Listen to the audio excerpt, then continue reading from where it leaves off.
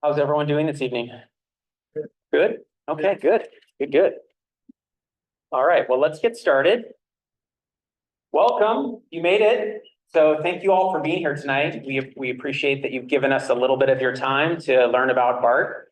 My name's Brent Purse. I work on the external affairs team at VTA, and I'll be helping facilitate the meeting this evening. First off, I just wanted to thank the Chamber of Commerce for hosting us here. I think Tony's here in the middle. So thank you very much. And Leah, our director of the chamber, she's in here. Don't see her anymore. So thank you for hosting us tonight. We appreciate it. Also wanted to announce that we have American Sign Language interpretation and also 2 interpreters for anyone needing Spanish translation in the back.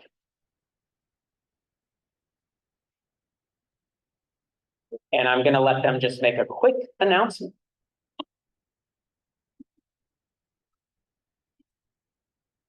Buenas noches, gracias por venir. Aquellos que necesiten interpretación en español, levanten la mano por favor. Pueden acudir a nosotros, intérpretes que estamos en la mesa que está en la esquina. Que disfruten. Adiós. Thank you.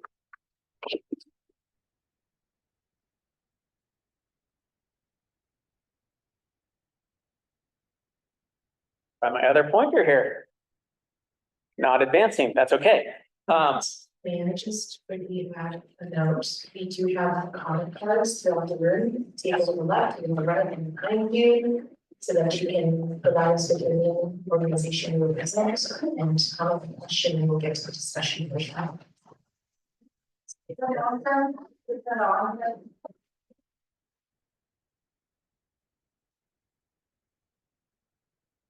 It is turned on, it's not working. I just wanted to go over the agenda tonight, give you guys a sense of what's going to be going on. We're going to have about a 35 minute presentation, and then we're going to have more time for open house afterwards, okay? If you have a question during the presentation, staff will be passing around those cards that Nan just mentioned. We're going to be collecting questions and doing a Q&A after the presentation. So it's really helpful for the team if you can get your questions down.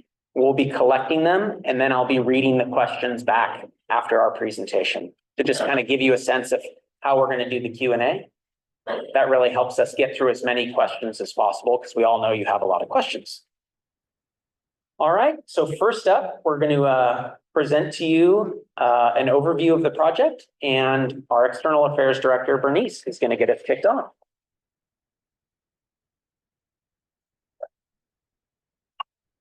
Welcome everyone, and thank you so much for attending this evening and your interest in the project. I'm going to give you an overview of what the project is comprised of. For some of you that have been to some of our other public meetings, you may be a little more familiar, but for those of you getting engaged for the first time on the project, I hope that this is very informative and helpful for you.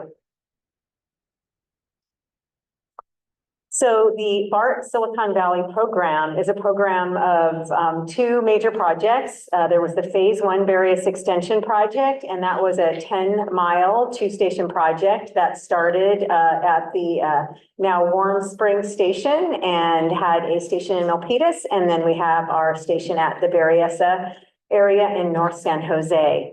Both of those stations have parking facilities, bicycle parking, and spaces for shuttle drop-off. Those 2 stations and that 10-mile extension opened June of 2020. The project we are going to be discussing this evening is now the second phase 2 project and the final phase of VTA's BART Silicon Valley extension program. This is a diagram of what we call the alignment, and that is really the path that the project takes. So if you look at this, you will see that in the light blue, that is the section, a 5-mile section that will be underground. That is the tunnel portion of the 6-mile extension. The tunnel is about 5 miles long. We have 4 stations. We call the stations, the 3 in the dark blue on the right, the Diridon downtown San Jose and 28th Street, Little Portugal. Those are what we call underground stations. They have an above ground facility and building but passengers board and the platforms are below ground. So that's why we call them underground stations. The 6 mile extension will be an extension of BART service with service running approximately every 7.5 minutes when complete. The project has numerous benefits, both environmental, economical, and access. It will connect the 3 largest cities in the Bay Area, San Jose, San Francisco, and Oakland.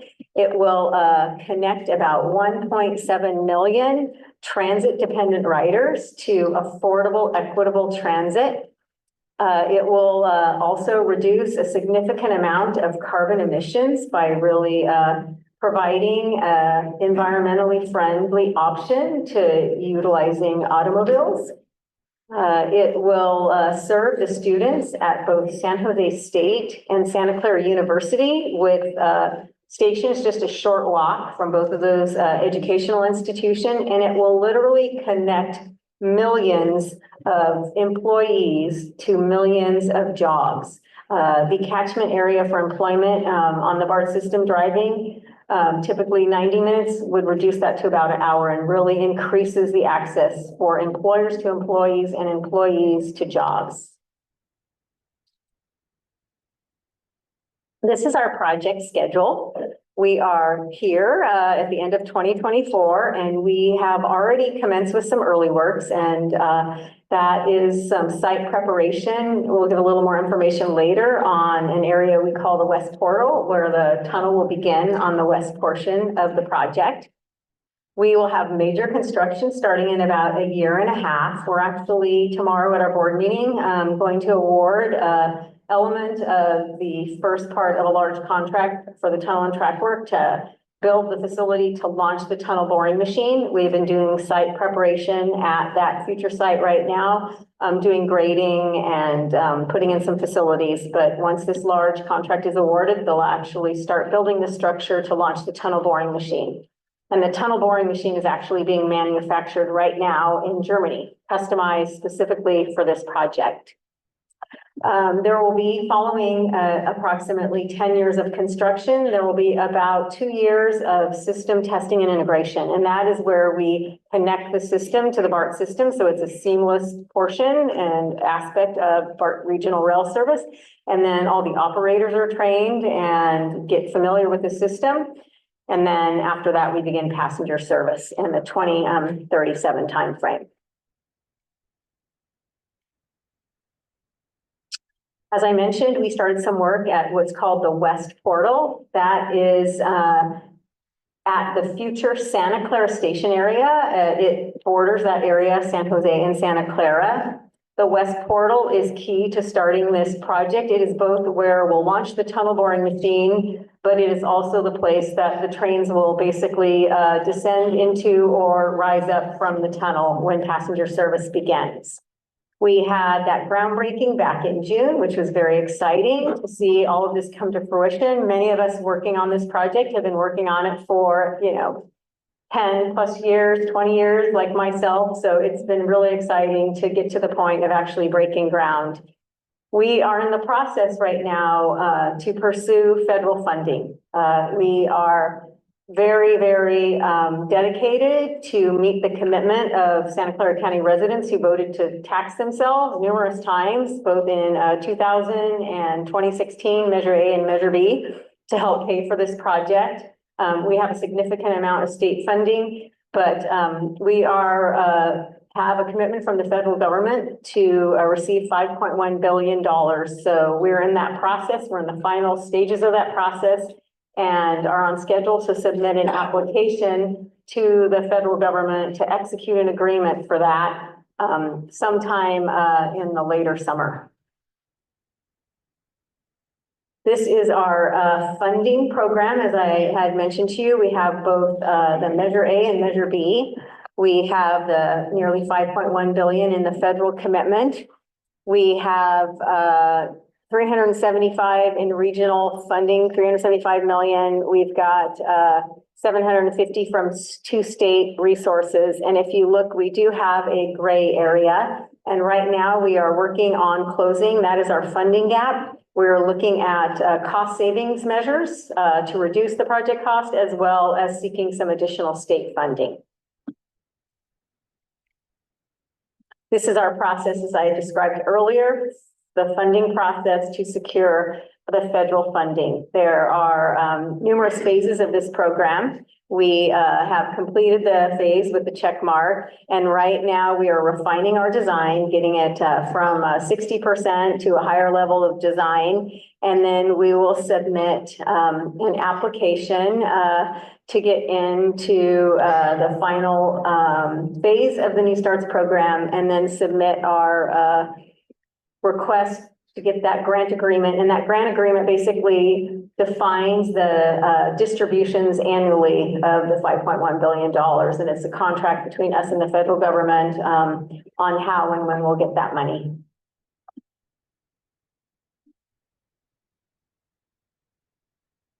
I'm going to now go over some of the, let's see if I can pull this off. I feel like I'm leaning over. That's better. I'm going to go over some of the aspects of our 4 stations, the 3 underground and the 1 at street level in Santa Clara. So when we design the stations, we look at numerous elements. We first of all think about what is the experience going to be like for those that are riding, the passenger experience. How easy will it be for people to get from, if they're transferring from a bus, or if they're walking down the street, or they're parking in the parking garage at one of the stations, how easy will it be to get to the station and utilize it? We need to look and consider the overall cost, because we are committed to be good stewards of public money. We need to also consider, as we build these structures, how much in the future will it cost to operate and maintain those stations. So not only about the initial construction costs, but we have to make sure that these stations will remain in good shape and safe for the life of the project. Also the presence of the station, how does it mesh in with the community? Does it meet sort of the aesthetic visions of the community and fit in with what the community has expressed to us that it should represent?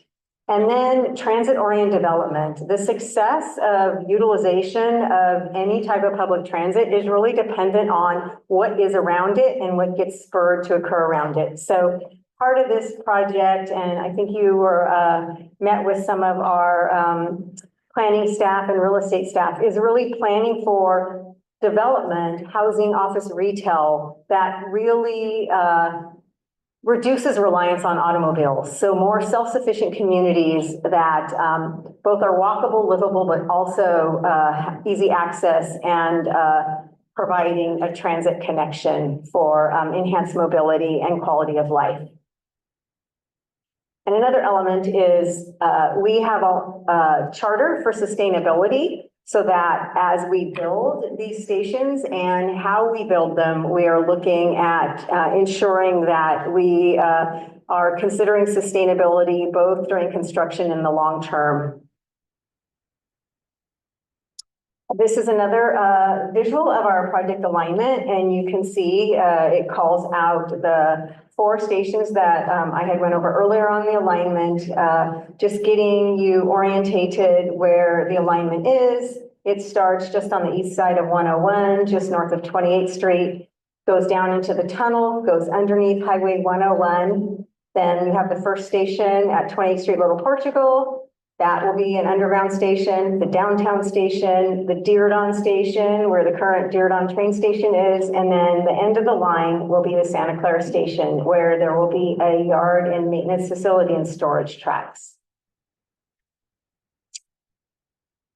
I wanted to share this example of what it's like, what it will be like when you go into a station and how you will get down to where you actually board the train. So as you can see at the top of this diagram is what we call like the station head house. That is the structure that you go into, that you go through the fare gates.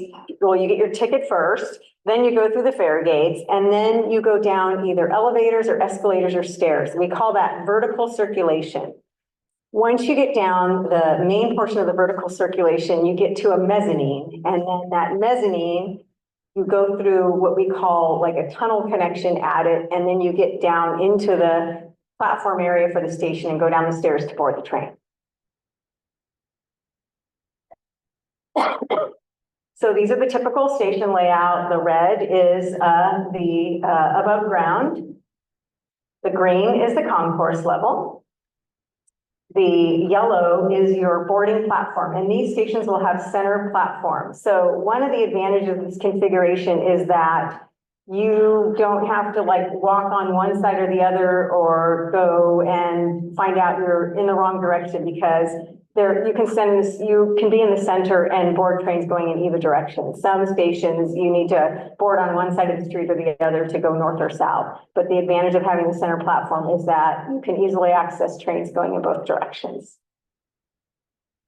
The green arrow shows you that vertical circulation that I talked about.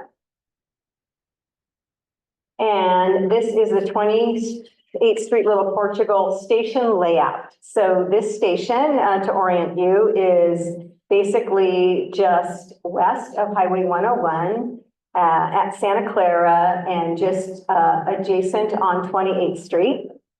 The station area is that turquoise area down in the bottom right. And as you can see, you can enter the station where those green arrows are. So from sort of the diagonal front and back, the dotted line is the alignment where the tunnel will be. So it goes kind of diagonally through the block. We will have a plaza. That large goldenrod area is the plaza.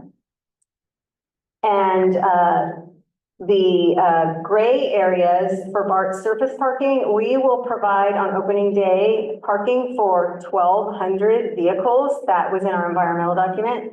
Initially, that will be at surface on the street level, but then later on, those areas will be utilized for transit-oriented development, and the parking will be incorporated with that development. So that is a temporary configuration.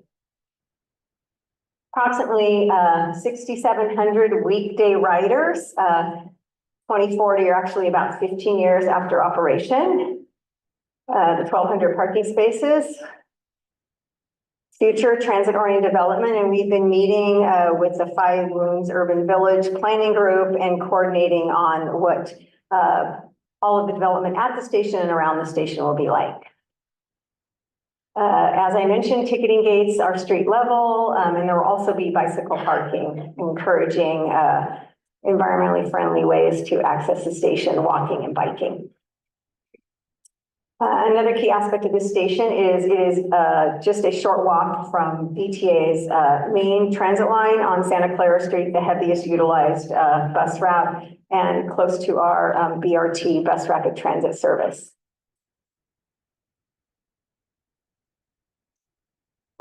We will be right adjacent also to the Five Wounds Trail, which will be a very important connection to people getting to the station.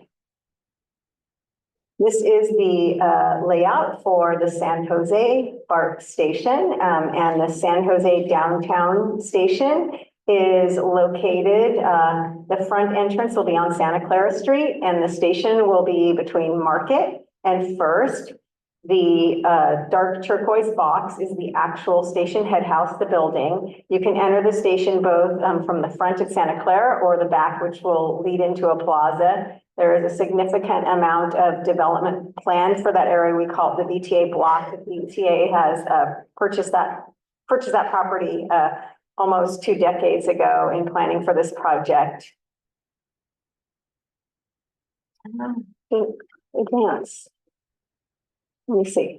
The orange there is the station platform. So the tunnel at this point is underneath Santa Clara Street. There will be a large paseo on the VTA block.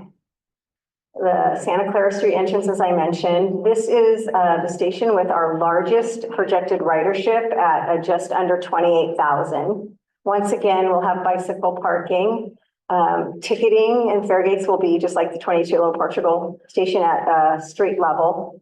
And once again, this station is a major connection to VTA Light Rail on both First and Second Street. So just a short walk and really adjacent to, once again, the main VTA bus corridor. Also very important is that this station is in walking distance to both San Jose State and City Hall. Diridon BART Station. So the Diridon BART Station is located right adjacent to the current Diridon train station and across the street from SAP Event Center.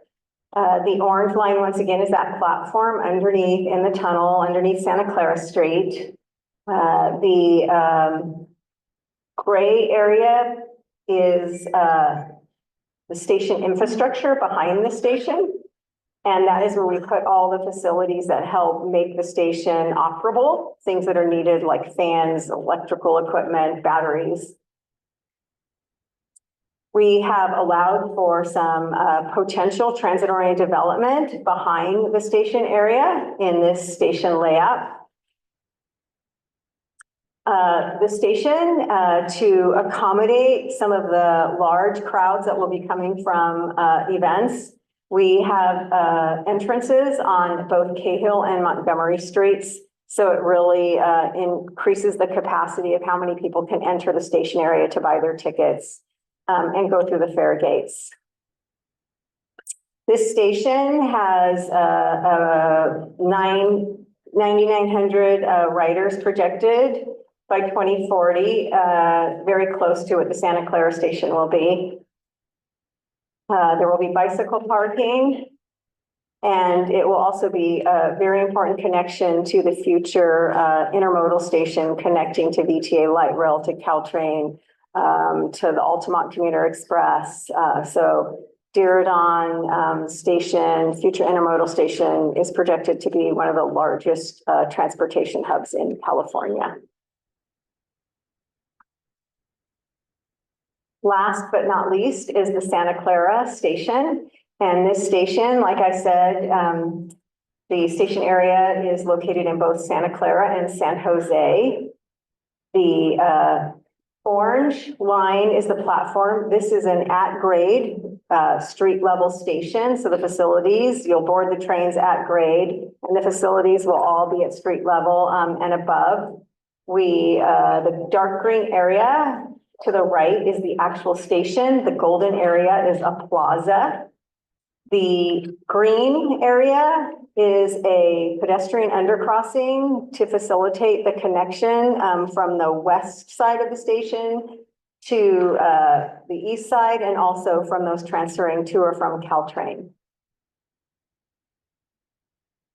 The station fronts a small street, Champions Way and Brokaw. The at-grade station infrastructure and parking facilities are in that gray area. That will be there to store future trains and maintain the trains and have them stay overnight so that service can be more efficient and that trains don't have to come down from the current Hayward Yard. They will be there ready to deploy out in the morning. The green arrows are both the entrances into the station building, both from Champions Way and then directly from where the pedestrian undercrossing would come up, so easy access. We also are planning for some kiosks, small retail spaces to really activate that area and plaza. This will be a connection to the Gateway Crossing, Santa Clara Transit Center, and Coleman High Line. This station, second highest ridership with a little over 10,000 by 2040. As I mentioned, there's the station plaza in gold. There will also be bicycle parking and, once again, ticketing at street level. We do have plans for 500 parking spaces. We're actually determining exactly how they will be, but currently 500 spaces either through surface or parking garage. And thank you. That was a large bulk of our presentation tonight. So if you don't have a question or comment card, now's a good time to start thinking about those. If I could have team members just make sure that they're passing out cards. Dan in the back has a couple. Tiffany has some too. If you need a pen, just raise your hand. Next up, we have Christina Wataco Phillip, and she's going to talk to you all a little about kind of the future build out around our station. So what those communities will potentially look like. Thanks, Brent. Hi, everyone. Thanks for being here. I see some familiar faces and some new. So we know people are coming to Silicon Valley or moving back home to the South Bay, securing jobs, expanding their families. And this new BART extension is along a corridor with the opportunity to support tens of thousands of new residents and jobs over time.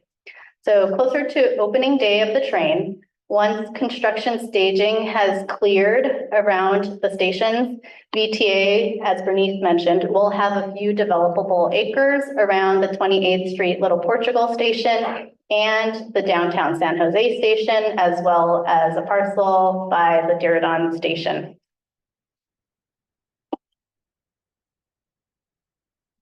So these individual sites will fall within VTA's larger countywide portfolio of over 24 sites to be built out near some of our other stations as well. And these are all guided by our Transit-Oriented Communities Policy, or TOC.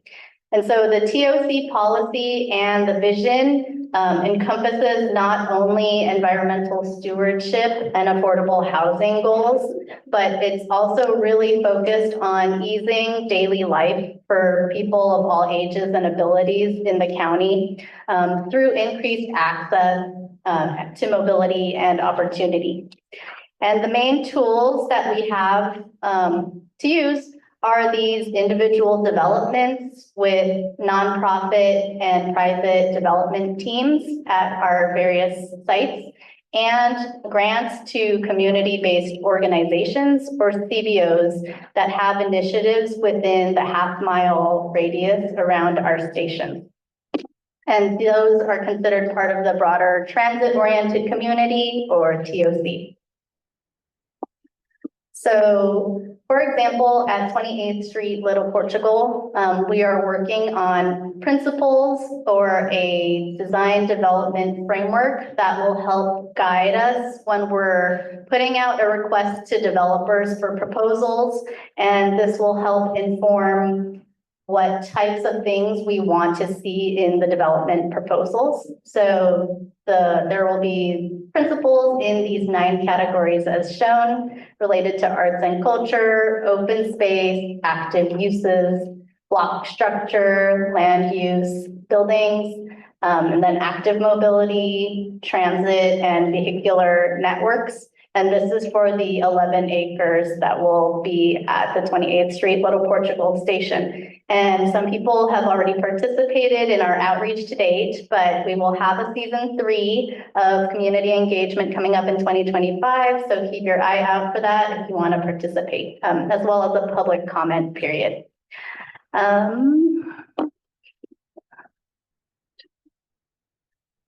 So related to the TOC grant program, our colleague Melissa Cerezo is the lead on this. And the goal here is to fund these community development activities that will take place within a quarter or half mile of our stations, so that neighborhood groups and partnerships are basically empowered to do collective impact projects on these 4 areas to enhance the activity around our stations. So planning and policy implementation, community resilience, education and engagement, placemaking, arts, and activation. And we have more information on the table outside at Station 4 if you are part of an organization or know people who may want to apply. Our next grant cycle will be in the first half of next year.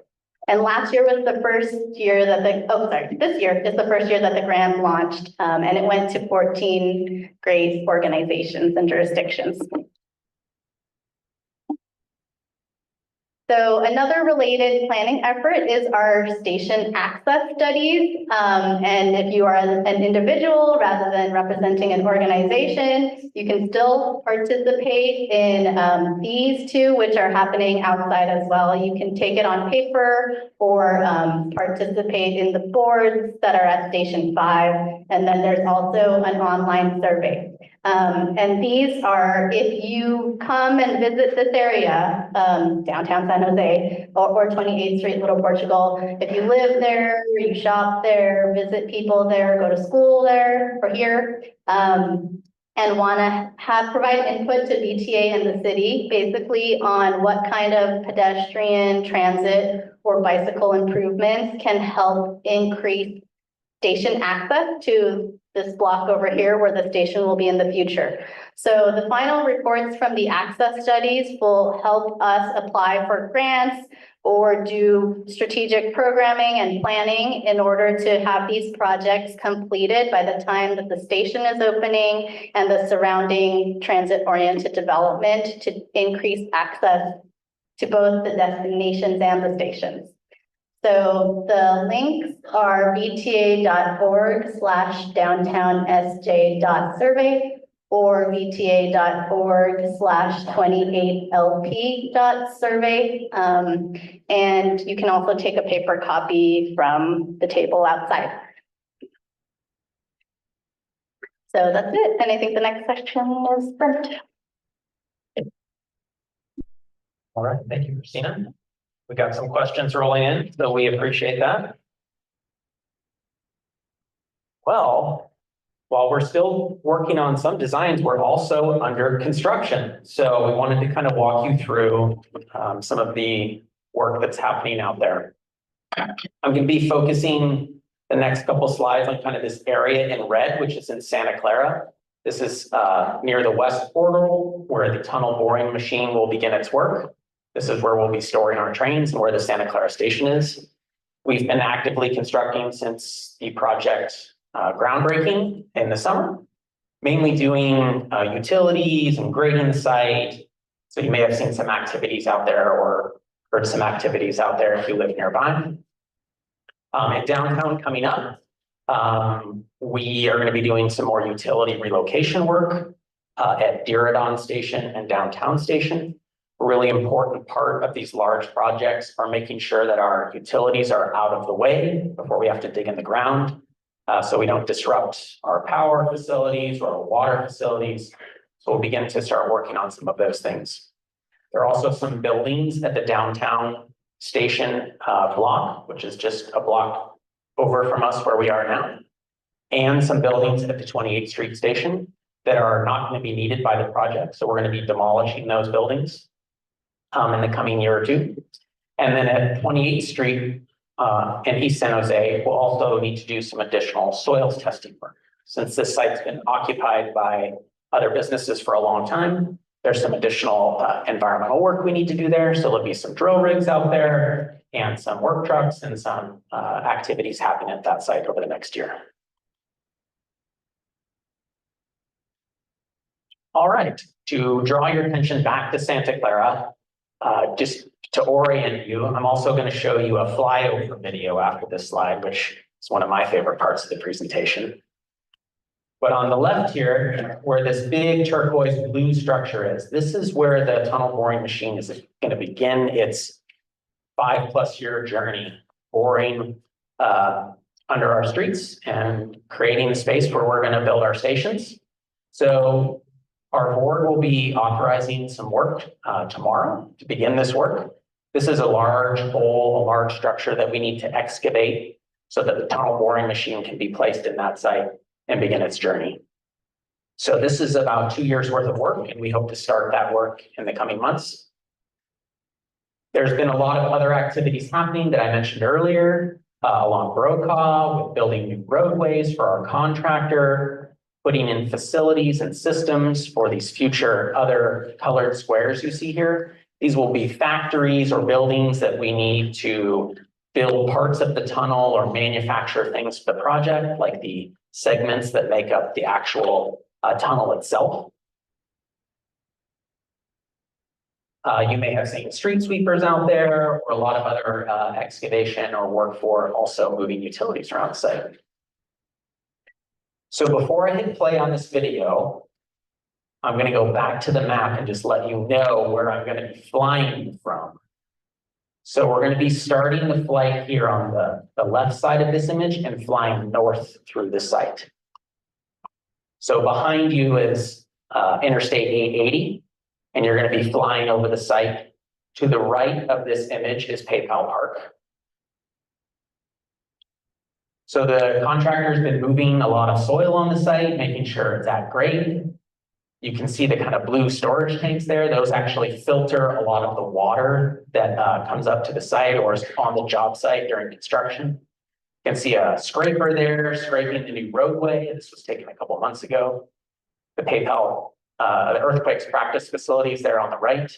We're installing some new drainage here in brown for stormwater, collecting rainwater on the site. Creating parking lots and office spaces for the contractor to work and help mobilize for the future construction. So that's up here on the top of the site. On the left here is the Caltrain and Union Pacific right-of-way. Santa Clara University is on the other side of that. So there's a lot of work happening on this site. It's a very long site. This used to be a road yard, and so there weren't a lot of utilities present or things or utilities that we need to move out of the way. So that's a lot of the early work that's been happening. Okay. So to be a good neighbor as an agency, we also install fencing or screening around our sites. So we've done this out in Santa Clara, and you'll begin to see some similar screening or fencing maybe near your communities if you live near one of the stations. We'll have opportunities to potentially do some co-branding with some of our prominent names or businesses in the community. We've done that in Santa Clara with the earthquakes, just to make it feel more community oriented or friendly. But we want to make sure that the site is safe, so there'll be fencing around all of our sites. We'll also have other opportunities. You'll see other signage out along the project, informational signage like this one down in the bottom left. This is a signage that you may see to support our small businesses, which are very important to us.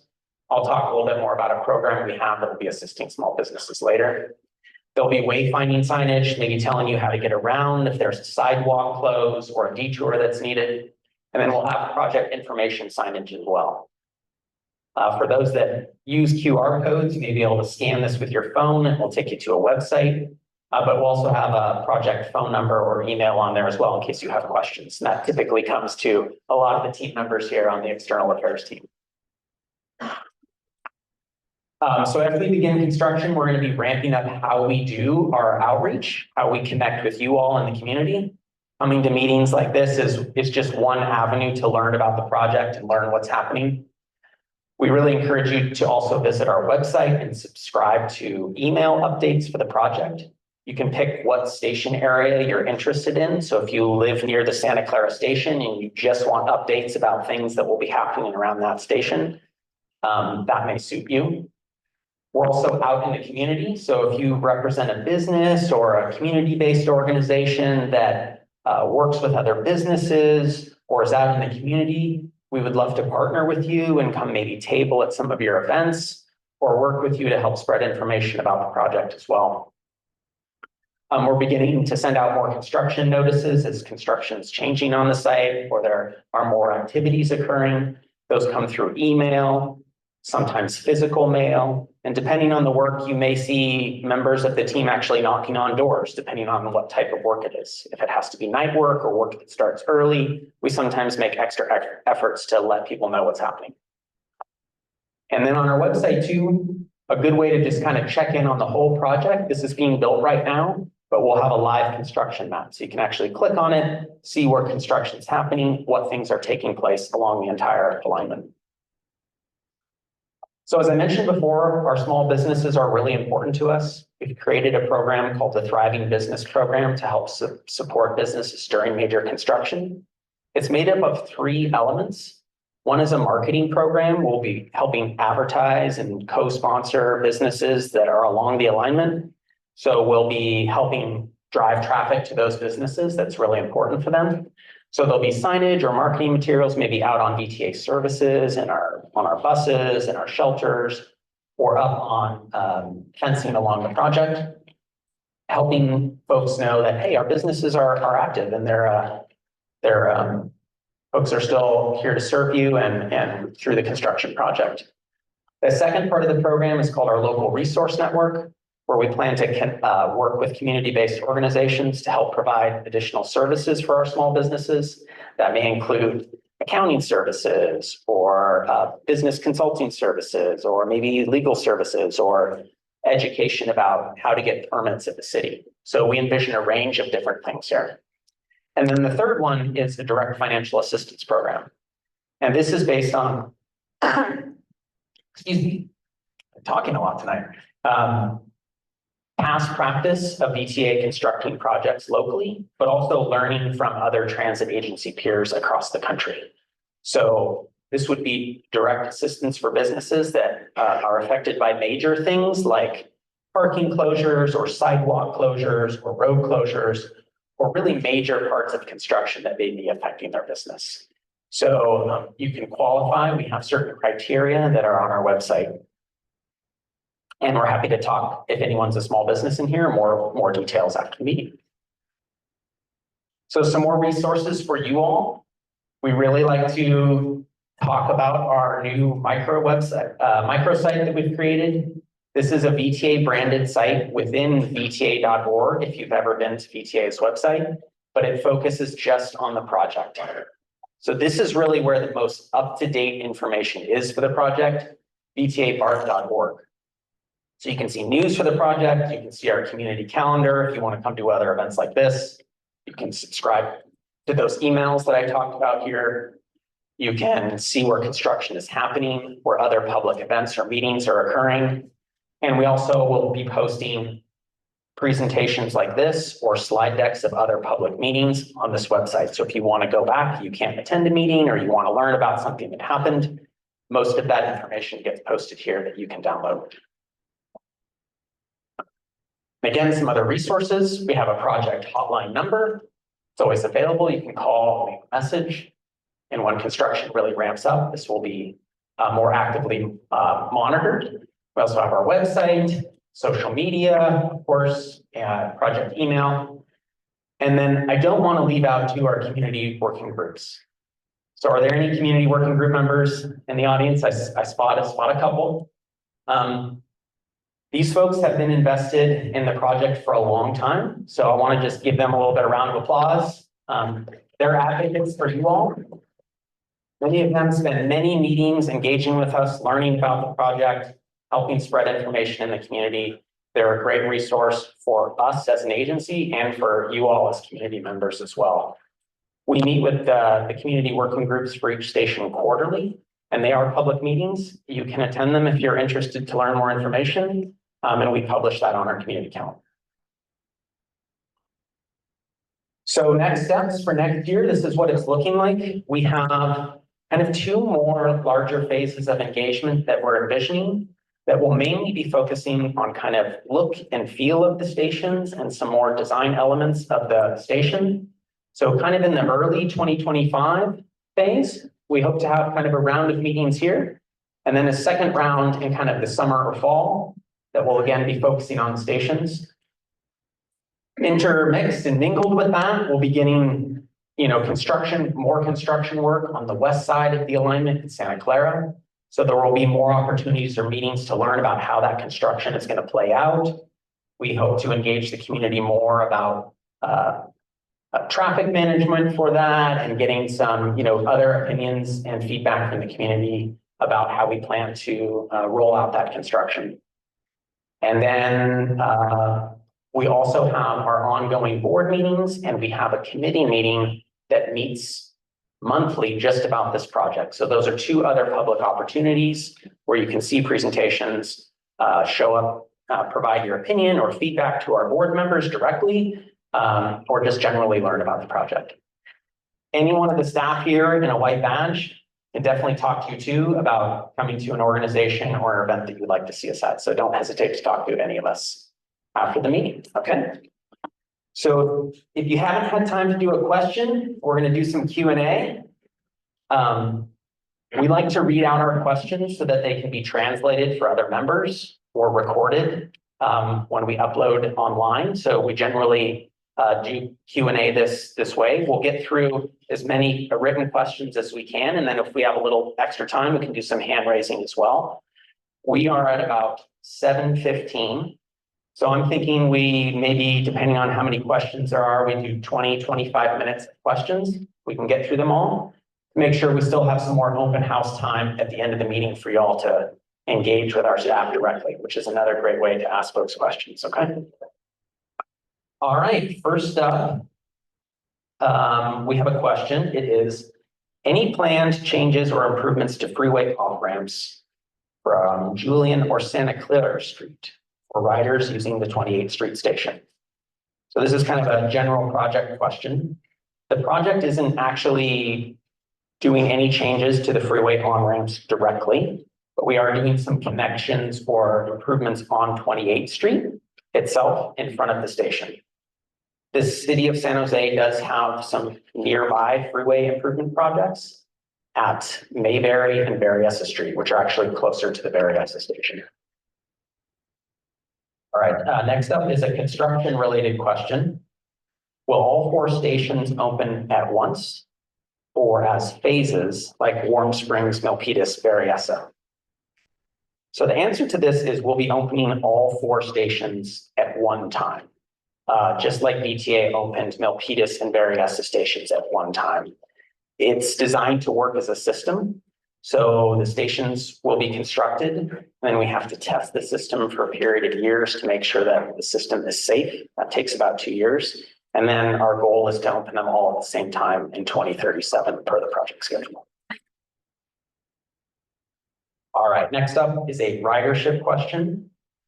Are the 9,000 riders for Diridon and 10,000 riders for Santa Clara weekday riders or an average through the week? I believe this is a daily ridership number. I'm looking at Adriano in the back and seeing if there's anyone else that wants to add anything. But that's a daily ridership number. So the numbers that Bernice talked about for each station, and we have listed on our boards for daily ridership projected in 2040. All right. Next up, another general question about funding. So I may have Bernice answer this one. You said that funding isn't yet confirmed. So now that the federal government is set to be aggressively anti-public transit, what is the outlook on getting the federal funding, and will it happen if it's not approved? Maybe you could talk a little bit about funding, our strategy. Sure. Is it on now? Yes. So for the funding, yes, we have a change in administration, and we are at least in a very good position that we already have the commitment to the program. The program is what do I want to say, arm of the federal government, right? It's a federal New Starts program, part of the Capital Investment Grant Program. And because we're already in the program, we are in a position, unless the program itself gets reduced funding, it could maybe change our allocation schedule annually. But the amount and the commitment, historically, that has not, regardless of the change in administration, changed where the project status is. So the main thing would be if overall funding to the Federal New Starts program are reduced. Right now, typically an allocation schedule is 10 years. We could get allocations maybe of a lesser amount annually over a longer period of time. And actually, when we were looking at funding plans, we were looking at could we have these distributed over a longer period of time. So it's more about getting the project, the application in, and getting the full funding grant agreement executed. All right, thank you, Bernice. I'm going to move to a couple of station questions here. So we have a question about security for bike parking. So is security for bike parking considered? So we're going to have 2 types of bike parking at our stations. One is called secured parking, So that will either be in a bike locker or in a bike storage room that you'll have access to. VTA currently uses Bike Link technology, which is a provider of bike lockers or storage rooms. They actually offer services around the Bay Area and are Bike BART's current provider as well.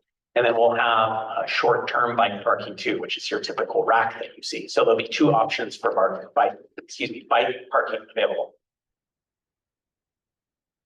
All right, next up, another station question. Will underground stations have more than one vertical access structure like San Francisco BART stations? This is a safety issue. This is a safety issue in case of fire or earthquake. So Greg, I was wondering if you could take that one.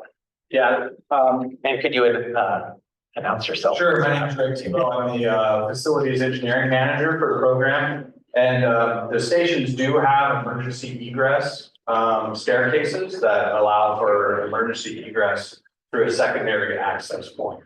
The primary access point would be through the station head house. And as Brent mentioned, or Bernice mentioned, there's vertical circulation of both elevators, escalators, and staircases. Thank you. We have a question about art. Will art be incorporated inside the station, art displays, or will local artists be solicited? So Greg, can you maybe talk about how we're thinking about design and art for our stations? And then maybe Christina, you could talk about how we're thinking about it around our stations as well. Yeah, I think the stations themselves will be artistically expressed in general and try to have some integrated artistic architectural features. Those stations will exude that. There's opportunity for murals, there's opportunity for other artistic programs. However, what we will do is provide space for art. So there might be a public area or an area in the public an area or a location where a artistic expression could be situated. So maybe a sculpture or something like that. There might be something on the wall which a mural could go. So that's how the station will be designed. The actual funding for that art program will be done separately, but the stations are designed to have some type of artistic element to them. So, can I get a raise of hands if people have seen the art at VTA stations and bus stops? Okay, go explore. There's a lot out there, and VTA is really invested in supporting arts and culture in Santa Clara County. Part of the design development framework for 28th Street is really focusing on art engagement and a whole arts and culture category of principles that we hope developers will weave into their proposals as part of the priority that VTA sees for supplementing other amenities in the station areas. And I think there is also the design review committees of the BART project that have been feeding local community members from different organizations, have been providing ideas on how our BARTs can be integrated. And then from that, we have taken some notes and also been providing, so we being VTA real estate and transit oriented development and doing outreach for the future transit oriented developments. We've been providing some of that input back to the BART stations team so that it's getting cross pollinated. But VTA has a strong support for the arts and will definitely include things in the station area as well as the station. Wonderful, thank you. All right, next up, a couple more station questions. Will the station designs include in-station retail like other cities or countries? The BART system does not have in-station retail facilities. So there will not be once you pass the fare gates, there will not be an ability to purchase coffees, etc. However, outside the fare gates and surrounding the areas, as Bernice mentioned, there might be some kiosks, there might be some things that we integrated into the TOD that surrounds the station where you can go and get a cup of coffee, etc. So those are the things that inside the station, inside the fairgates, down to the platform. There will not be ability for that type of facility. But outside of the station and surrounding the station, we are planning for all of those activities. Don't sit down yet. One more. I'm dead. There's another question about, will our platforms be designed for safety screen walls or doors that you may see on other systems? So there is a BART program. You have safety screens. BART is looking at and implementing those system-wide. It is part of a future program. We are designing our stations to be able to accommodate that when BART does roll that out throughout the entire system. And speaking of BART, Bernice, can you talk to us a little bit about how BART is involved in the project as a partner? Sure, there's a few aspects of that. So VTA is the funder, designer, and constructor of this phase 2 project, and BART ultimately will be the operator. So we will hand over the project when built, and they will operate it. There is a very complex, detailed agreement between VTA and BART on how that all works as far as we call the operations and maintenance agreement. But there are certain things like the fares and how they'll be collected and where that money will go if the trips are in Santa Clara County. The 2008 Measure B is a 1/8 sales tax that Santa Clara County voters voted for, and that will help pay for some of the operations and maintenance of the future system. All right, next is a station design question. I thought you had to build out infrastructure in the Santa Clara garage area that basically forced you to build the garage. So you had mentioned changes to the Santa Clara garage. So Greg, can you talk about what we're thinking about and maybe why? Sure. Right now, we do have a parking garage at Santa Clara. It's a 500, we will provide 500 parking stalls. We're looking at a couple different options. One is to provide the entirety of those parking stalls in a garage. Right now, that garage is located above tracks, above BART trains. We're looking at some measures to maybe move that parking garage into a different location, so it wouldn't have to be above the tracks. We're also looking at maybe if we can have some areas that are surface parking. So we're looking at some options to help the cost reduction, program that we're looking at. Putting these down to the at-grade scenario might be helpful. So that's what we're looking at. But we do have a very constrained site at Santa Clara.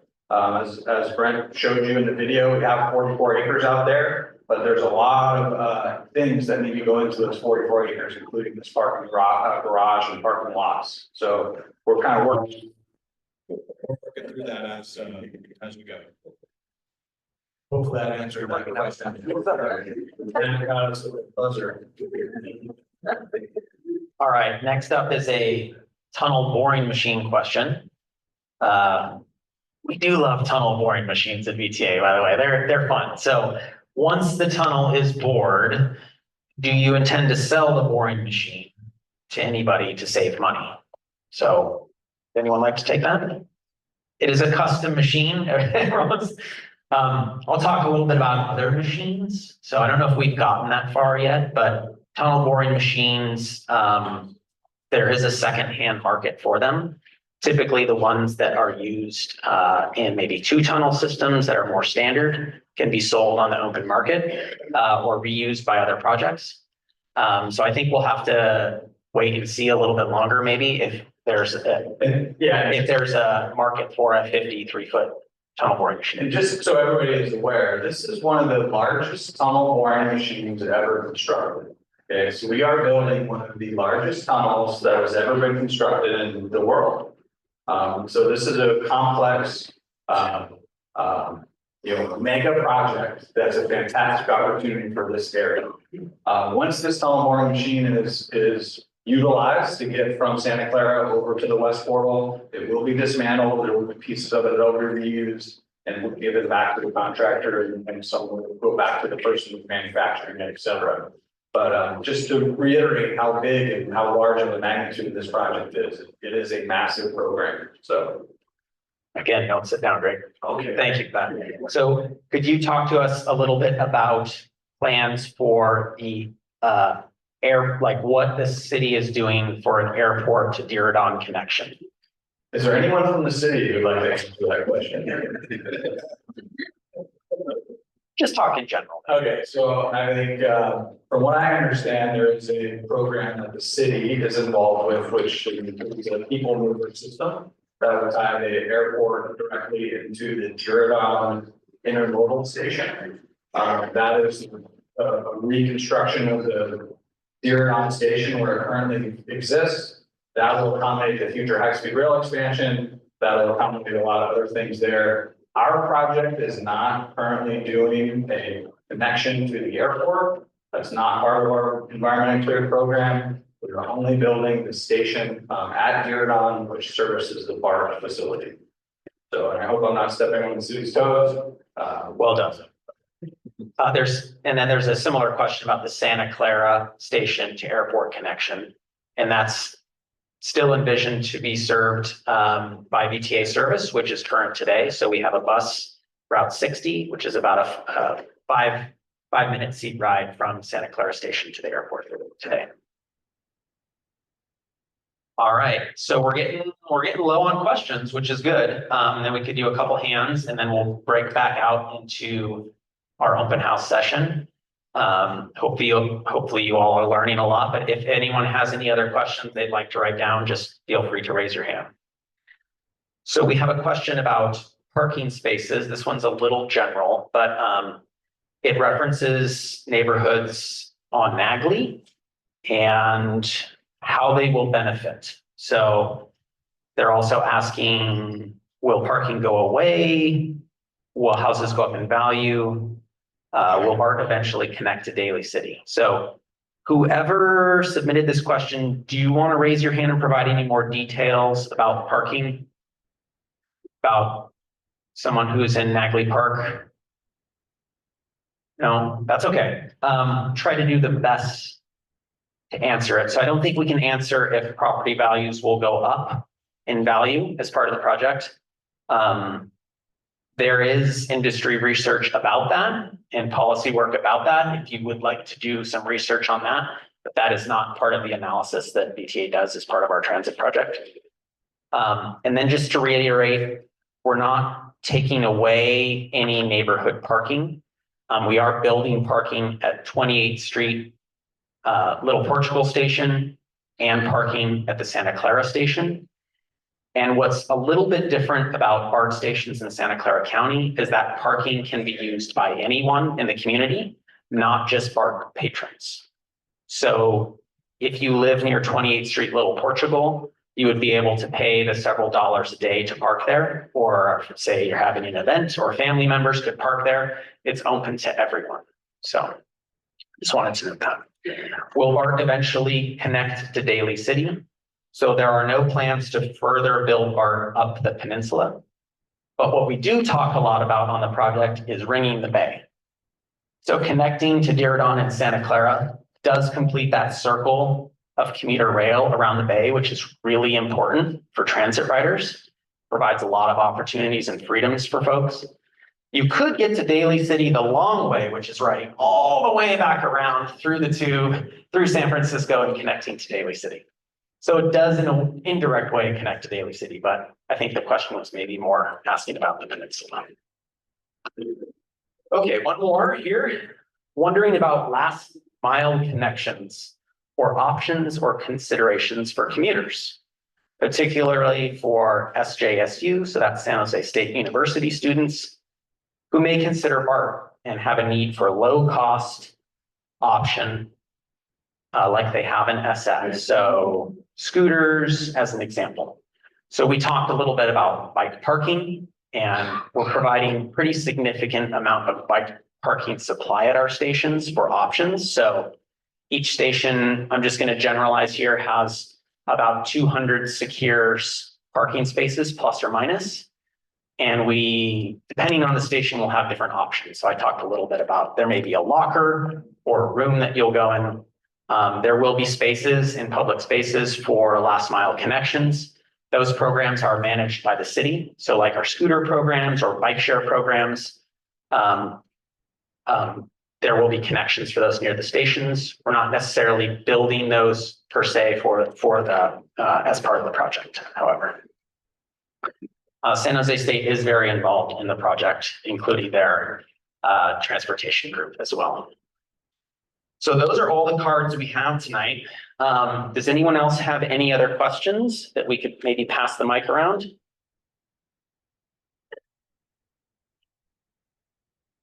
Just following up on the last mile, or not the last mile, sorry, the Ring the Bay, second to last question, is it under your guys' jurisdiction to improve the Caltrain to BART connection in Millbrae? Currently, there's the issue that if you want to transfer from Caltrain to BART or vice versa, it's kind of badly timed, so like you're a minute off and you'd have to wait like an hour, so now half an hour with the improvements. Is that under your jurisdiction, or are you guys mostly focused on the South Bay and that's BART's problem? Not sure how interconnected you are. That is not under our jurisdiction, but not to punt to my other transit provider partners, Caltrain and BART. That is a long known concern for transit riders at that station. And it's something that those two agencies talk a lot about, how they can work on their schedules to better serve folks using that station. So it's not really under VTA's purview. Anyone else?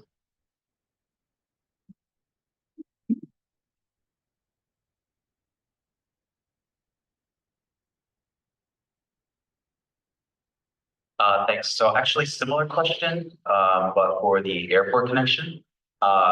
So for example, with the Signy, currently that will connect to the blue or green line, but it is like half an hour and that's before accounting for transfers. For example, if you just watch the last bus leave, you're going to be sat there for quite a while. So in a similar way, you know, is that something you guys could consider? I was also curious, like, you know, currently we're talking about the extension with BART, but for a lot of transit riders, you might expect at least one connection. And so, you know, will the bus schedules be accounted for in all of this? That's sort of Don't know if I can speak to future Route 60 tonight per se, but I can tell you all how our service planning team accounts for scheduling. And actually for the whole VTA network, and actually our schedulers generally start with our transit centers and our rail hubs. So they look at Milpitas BART, Berryessa BART, and our strong connection points. And then our schedules for all the other routes that take you to places across the county begin at those places so that you can make those connections as efficiently as possible. I will say, think of it like a bowl of spaghetti, right? So bus routes connect with other routes in multiple places. So our schedulers have to think about many, many connections for one route, and it is a challenge. They have some of the hardest jobs at VTA. They are mathematician wizards, and they are really trying to think about our passengers when they design those schedules. But if you do have specific route concerns, go to VTA customer service and provide that feedback, because without that feedback, they can't improve our routes. So I think that's the best I can do for you tonight. Christina, do you want to add something? Yeah, I'll just add that through VTA's transit-oriented development program, one of the funding sources for affordable housing is called Affordable Housing and Sustainable Communities, or ASIC, at the state level, and it's a cap and trade program focused on reducing greenhouse gas emissions. But one of the things we're trying to fund through applications to that program in tandem with the housing development is increased frequency on some bus services. So for example, Route 60 is a potential good contender because it connects to the airport. So there are efforts being made to build out the visionary network that the service planning team, took a lot of public comment on about how to increase frequencies and where. I think, Tony, you've had a question. I'm going to pass the mic back and then we'll take one more question after Tony and then break it back out into our open house.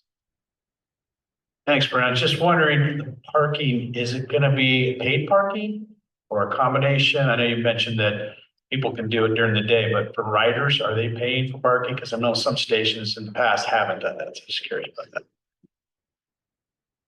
Yeah, so our two current BART parking garages are paid parking. It's $3 a day.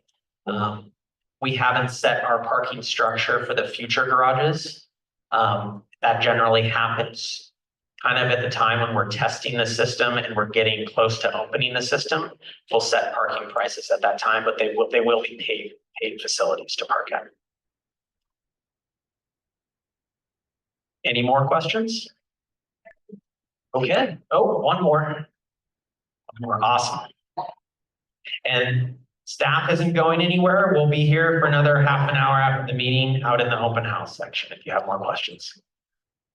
Yeah, it's just that add-on to the parking. Is it 24 hours or will it be like after like midnight, your car will get towed? Like it's still sitting there.